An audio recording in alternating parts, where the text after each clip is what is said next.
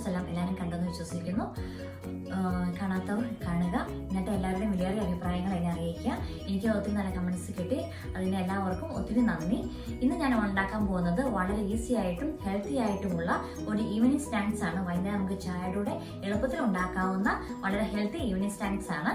നമുക്ക് ഇന്ന് ഉണ്ടാക്കാൻ പോകുന്ന ഈ സ്നാക്കിന് ആവശ്യമായ സാധനങ്ങൾ: പുഴുങ്ങിയ കിഴങ്ങ്, പുഴുങ്ങിയ ക്യാരറ്റ്, 1 കപ്പ് മൈദപ്പൊടി, 1/4 ടീസ്പൂൺ മഞ്ഞൾപ്പൊടി, 1 തക്കാളി കുഞ്ഞു കുഞ്ഞായിട്ട് അരിഞ്ഞത്, കാണാലോ ഇത്രയും വലുപ്പത്തിൽ കുഞ്ഞു കുഞ്ഞു പീസായിട്ട് അരിഞ്ഞേക്കുന്നത്, പിന്നെ 1/2 ടീസ്പൂൺ മുളക് പൊടി, 1/2 ടീസ്പൂൺ ഗരം മസാല. ഇത് ഞാൻ വീട്ടിൽ തന്നെ ഉണ്ടാക്കിയതാണ്. പിന്നെ നമുക്ക് വേണ്ടത് എണ്ണ, ഉപ്പ് ആവശ്യത്തിന്. ഇത്രയും സാധനങ്ങളാണ് നമുക്കിത് ഉണ്ടാക്കാനായിട്ട് ആവശ്യമായ സാധനങ്ങൾ. ഇനി നമുക്ക് ഈ കിഴങ്ങും ക്യാരറ്റും കൂടെ ഉടച്ചെടുക്കാം.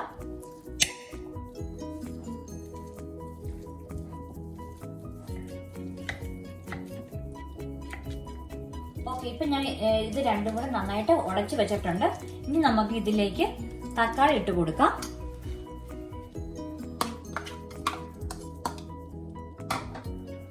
ഈ ഗരം മസാല ഇട്ട് കൊടുക്കാം, മുളക് പൊടി, പിന്നെ മഞ്ഞൾപ്പൊടി,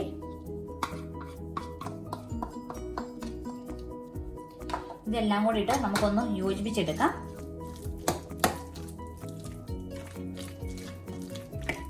ഇനി നമുക്ക് ഇതിലേക്ക് ആവശ്യത്തിന് ഉപ്പിടാം. കുറച്ച് ഉപ്പ് മതി. പിന്നെ നമുക്ക് ഈ മൈദപ്പൊടിയും കൂടെ ഇട്ട് ഇളക്കിയെടുക്കാവുന്നതാണ്. മല്ലിയില ഉണ്ടെങ്കിൽ അതും കൂടെ ചേർക്കാവുന്നതാണ്, അതും കൂടെ കൂട്ടി ഇളക്കാവുന്നതാണ്. ഇവിടെ ലോക്ക്ഡൌൺ ആയതുകൊണ്ട് എനിക്ക് മല്ലിയില കിട്ടിയില്ല, അതിനാൽ ഞാൻ മല്ലിയില ചേർക്കുന്നില്ല. ഈ സമയത്ത് നമുക്ക് ഉപ്പ് വേണമെന്ന് നമുക്ക് ചെക്ക് ചെയ്യാവുന്നതാണ്. ഉപ്പ് കൂടുതൽ ആവശ്യമുണ്ടെങ്കിൽ ഉപ്പ് നമുക്ക് ചേർത്ത് കൊടുക്കാം.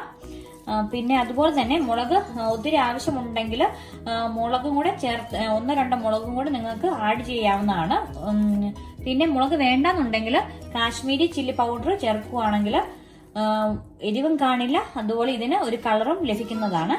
നന്നായിട്ട് യോജിപ്പിച്ച് ഞാൻ നന്നായിട്ട് കുഴച്ച് വെച്ചിട്ടുണ്ട്.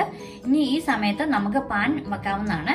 അതിന് വേണ്ടിയിട്ട് ഞാൻ പാൻ വെച്ചു, ഗ്യാസ് ഓൺ ചെയ്യുവാണ്. എണ്ണ കൂടെ ഒഴിച്ചു കൊടുക്കുവാണെങ്കിൽ നമുക്ക് ഇത് ചൂടായി കിട്ടും പെട്ടെന്ന്.